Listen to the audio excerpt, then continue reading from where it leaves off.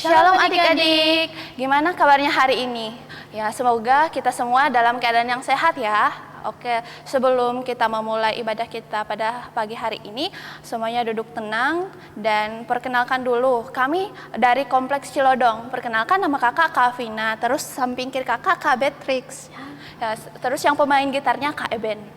Untuk memulai ibadah kita memuji Tuhan dengan lagu Bapakku Datang.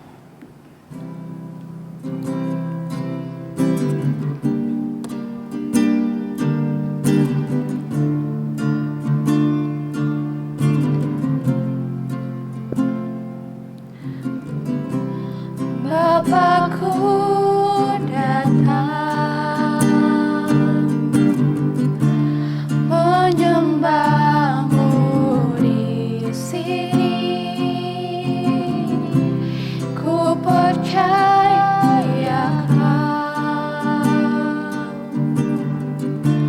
ada bagiku,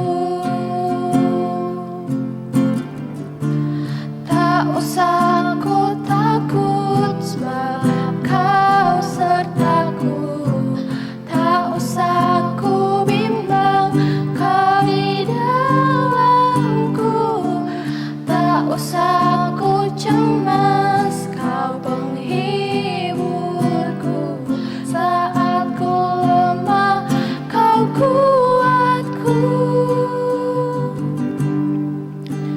Ku nyanyi haleluya, ku nyanyi haleluya, sungguh kau hebat, kau ajaib perkasa perbuatanmu di hidupku. Sekali lagi adik-adik dalam sikap berdoa.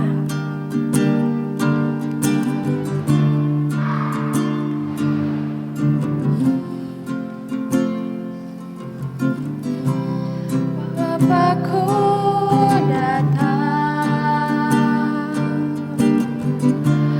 menyembahmu di sini, ku percaya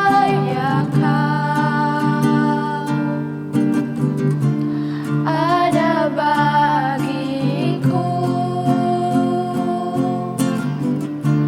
tak usah ku cemas kau sertaku, tak usah ku bimbang kau di dalamku, tak usah ku cemas kau penghiburku, saat ku lemah kau kuatku. Ku nyanyi haleluya,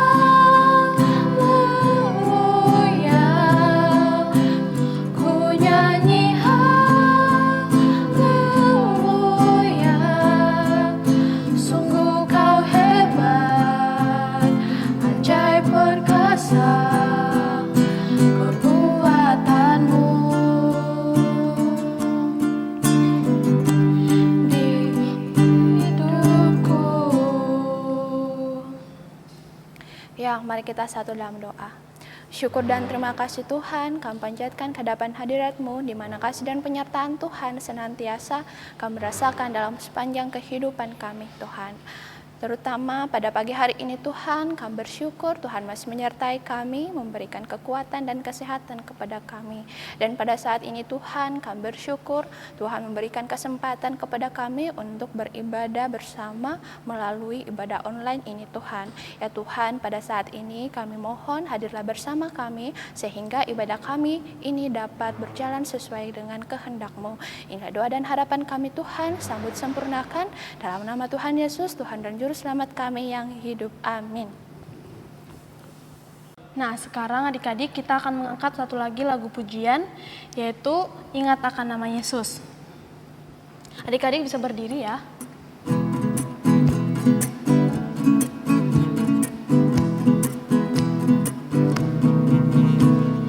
Ingat akan nama Yesus.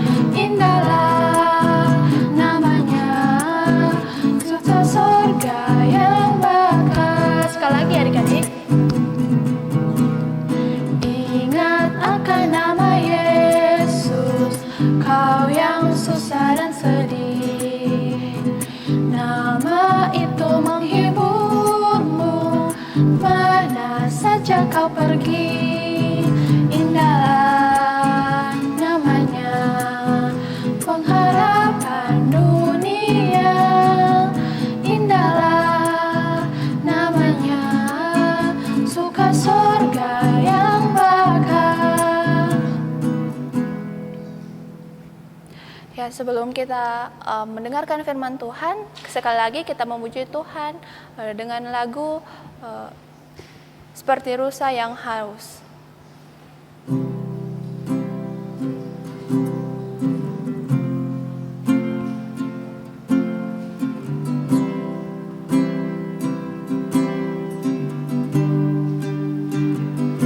Seperti rusa yang haus, rindu aliran sungaimu.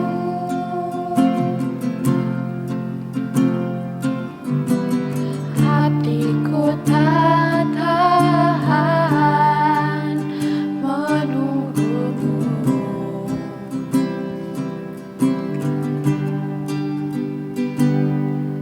Bagai tanda gersang menanti datangnya hujan.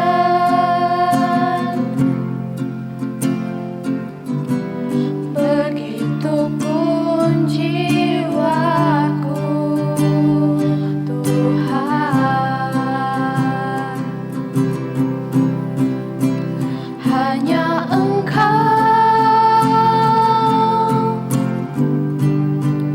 pribadi yang mengenal hatiku. Tiada yang tersembunyi bagimu. Seluruh isi hatiku Kau tahu, dan bawaku untuk lebih dekat lagi padamu, hingga dalam indahnya dekapan kasih-Mu. Sekali lagi. Seperti rusa yang haus, rindu aliran sungaimu.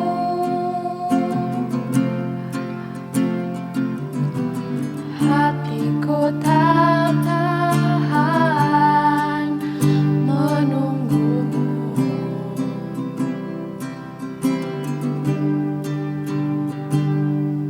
Bagai tanda gersang menanti datangnya hujan. Begitupun jiwaku, Tuhan.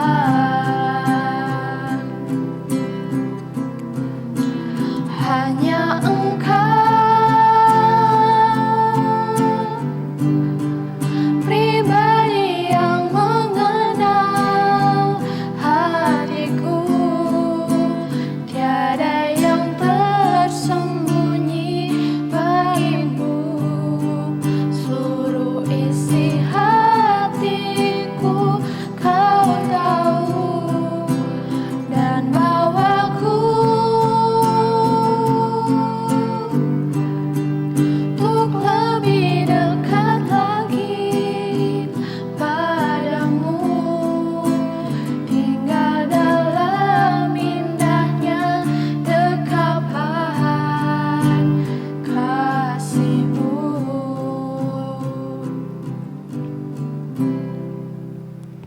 Tiba saatnya kita akan mendengarkan firman Tuhan adik-adik. Namun sebelum itu, kakak mau ajak kalian semua untuk berdoa. Kita akan berdoa bersama-sama. Mari kita berdoa. Kami mengucap syukur Bapa buat berkat-Mu hari ini Bapa. Kami dapat melaksanakan ibadah online kami Bapa. Meskipun kami tidak dapat bersama-sama, namun kami percaya Tuhan hadirat-Mu selalu ada di tengah-tengah kami Bapa. Saat ini Bapa, kami berdoa buat anak-anak-Mu Tuhan yang akan mendengarkan sebagian daripada firman-Mu. Kiranya apa yang telah kami dengar nanti Tuhan, kiranya dapat berakar, bertumbuh dan berbuah di dalam hati kami Bapa. Engkau berkati guru sekolah minggu yang akan menyampaikan suara-Mu Bapa. Kiranya yang dia sampaikan dapat berkenan di hadapan-Mu. Terima kasih Bapa, berkati adik-adik sekolah minggu kami Tuhan. Apapun yang mereka hadapi Tuhan, kami serahkan seluruhnya ke dalam tangan pengesan-Mu.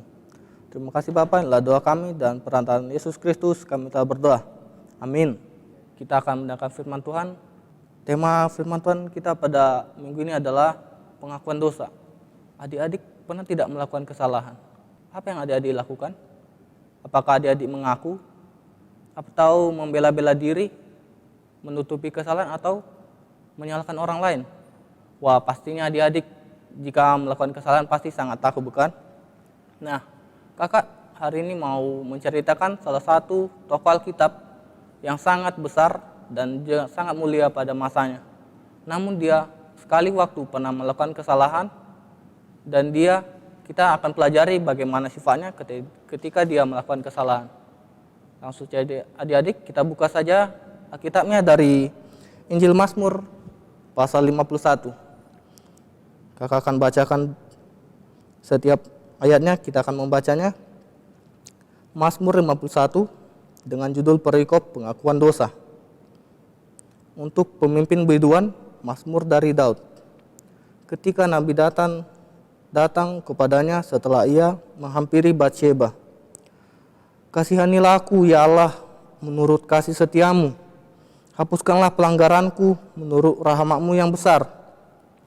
Bersihkanlah aku seluruhnya dari kesalahanku dan tahirkanlah aku dari dosaku.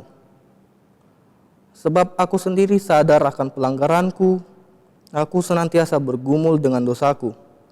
Terhadap engkau sajalah aku telah berdosa dan melakukan apa yang kau anggap jahat.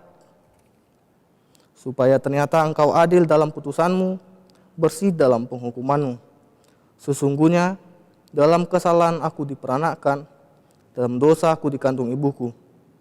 Sesungguhnya engkau berkenan akan kebenaran dalam batin, dan dengan diam-diam engkau memberitahukan hikmat kepadaku.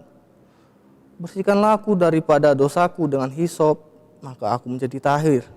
Basuhlah aku, maka aku menjadi lebih putih dari salju. Biarlah aku mendengar kegirangan dan sukacita. Biarlah tulang yang kau remukkan bersorak-sorak kembali. Sembunyikanlah wajahmu terhadap dosaku. Hapuskanlah segala kesalahanku. Jadikanlah hatiku tahir ya Allah, dan perbaharuilah batinku dengan roh yang teguh. Janganlah membuang aku dari hadapanmu, dan janganlah mengambil rohmu yang kudus daripadaku.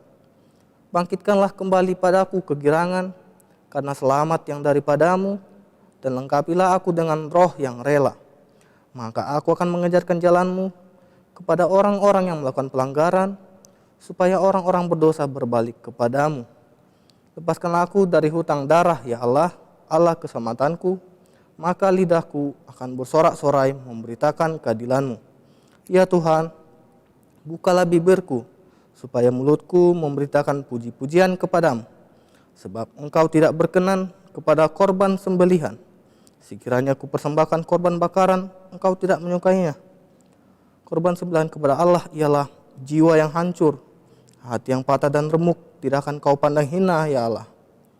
Lakukanlah kebaikan kepada Sion menurut kerelaan hatimu. Bangunkanlah tembok-tembok Yerusalem. Maka engkau akan berkenan kepada korban yang benar, korban bakaran, dan korban yang terbakar seluruhnya. Maka orang akan mengorbankan lembu jantan di atas mezbahmu. Nah itu dia adik-adik. Jadi Injil Mazmur, kitab Mazmur 51 ini adalah kitab yang ditulis oleh Daud ketika dia melakukan kesalahan. Kesalahan apa adik-adik? Dia pada masa itu dia melakukan dosa. Dia diperingatkan oleh Nabi Nathan atas suruhan Tuhan.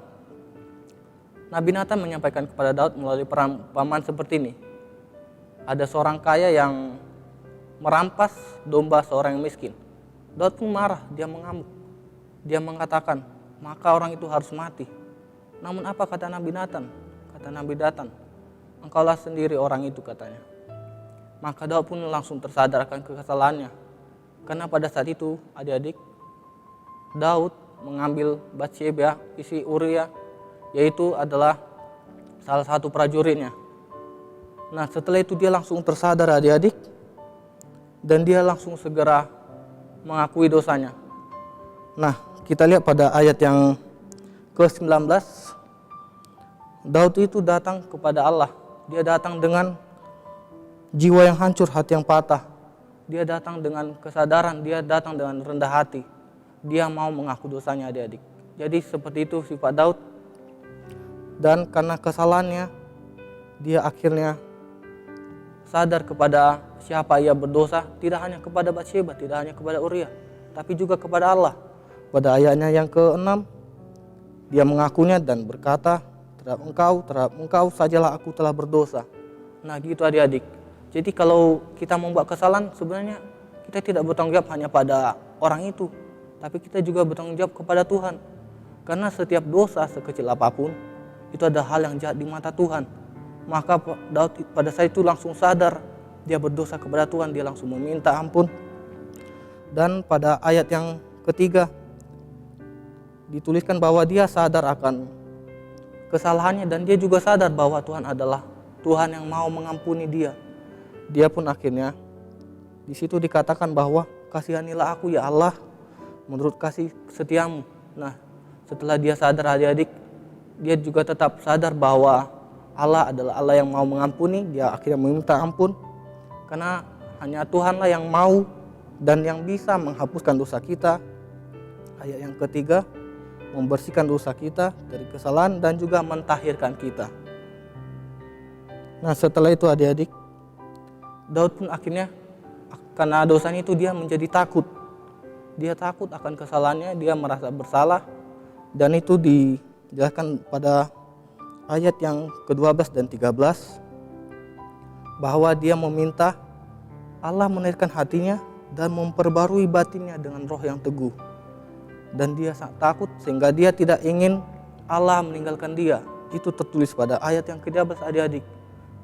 Dia takut bahwa Allah akan membuang dia dari hadapannya, dan dia takut bahwa roh yang kudus dari Allah akan lari daripadanya. Dia bersungguh-sungguh adik-adik atas kesalahannya, maka karena itu dia takut. Dia sangat sadar akan kesalahannya dan dia benar-benar mau tunduk dan berubah, sehingga dia juga mengatakan bahwa jikalau dia telah bertobat sepenuhnya, dia juga berjanji bahwa dia akan mengejarkan kepada orang lain yang melakukan kesalahan seperti dia. Itu tertulis pada ayat yang ke-15. Maka aku akan mengajarkan jalanmu kepada orang-orang yang melakukan pelanggaran. Nah itu adik-adik, setelah Daud melakukan dosa, dia mengaku dosanya, dia sadar, dia takut, dia bersungguh-sungguh mau berubah. Dia juga ada komitmen adik-adik. Komitmen apa? Dia juga kalau melihat orang lain melakukan salah, dia juga ingin mengingatkan orang lain itu supaya dia juga mampu membantu orang lain untuk tidak berbuat dosa kepada Allah. Nah seperti itu adik-adik. Kakak akan memberikan ilustrasinya. Misalnya seperti ini adik-adik. Ada seorang anak laki-laki, dia memiliki seorang kakak dan mereka tinggal hanya bersama dengan kakek dan neneknya. Sebut saja nama anak ini Johnny dan kakaknya Sally. Nah suatu ketika Johnny berburu ke hutan. Dia sangat suka berburu, namun apa daya dia kurang ahli dalam berburu adik-adik. Nah karena kurang ahli dalam berburu, sampai sore, akhirnya malam dia pun akhirnya tidak mendapat buruan apapun. Sampai di rumah akhirnya dia kesal. Dia melihat bebek dari neneknya, lalu dia menembak kepala bebek itu hingga bebek itu mati. Lalu Johnny langsung takut, dia langsung gemetaran, dia bingung apa yang harus dilakukan.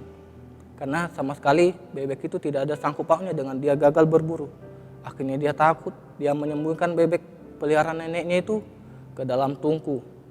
Dan tanpa dia sadari ternyata kakaknya Sally telah memperhatikan dia. Akhirnya suatu ketika nenek yang menyuruh kakaknya yaitu Sally tadi untuk mencuci piring, Sally berkata kepada Johnny, "Johnny, kamu aja yang melakukannya." Terus Johnny berkata, "Kenapa?" Lalu Sally berbisik dengan pelan, "Apa kamu mau saya beritahu tentang bebek itu?" Maka Johnny langsung ketakutan adik-adik. Dia takut karena dia ingat akan kesalahannya. Maka dia pun segera langsung mencuci piring dan Sally pun akhirnya santai. Nah seperti itu hari berikutnya adik-adik. Dia selalu takut dan dia selalu dimanfaatkan. Akhirnya suatu ketika dia ingin pergi memancing dan teman-temannya, namun neneknya meminta kakaknya lagi untuk membantu dalam dapur. Namun Sally dengan tenang menjawab, biar saja Johnny melakukannya. Dia akhirnya mengancam Johnny lagi seperti yang dia lakukan sebelumnya. Johnny pun akhirnya harus rela tidak ikut memancing dengan temannya dan dia mengerjakan pekerjaan di dalam rumah. Johnny akhirnya tidak tahan lagi. Dia berkata dalam hatinya seperti ini, adik-adik. Aku memang telah berbuat salah, tapi tidak seperti ini yang saya mau. Saya harus mengaku dosa saya harus mengaku kesalahan saya kepada nenek saya. Nah, lalu Johnny akhirnya pergi ke neneknya. Dia diam-diam berkata, Nek, bebek yang kemarin hilang itu sebenarnya telah saya tembak dan saya menyembunyikannya, nenek. Saya tidak ingin nenek marah, jadi saya menutupi kesalahan saya. Nah, lalu apa kata neneknya? Neneknya hanya berkata seperti ini, Johnny, cucuku, aku sudah tahu itu sejak lama. Namun kenapa kau membiarkan kakakmu memanfaatkanmu? Biarlah kamu minta maaf kepada aku, karena kamu memang bersalah kepada aku, bukan kepada kakakmu itu.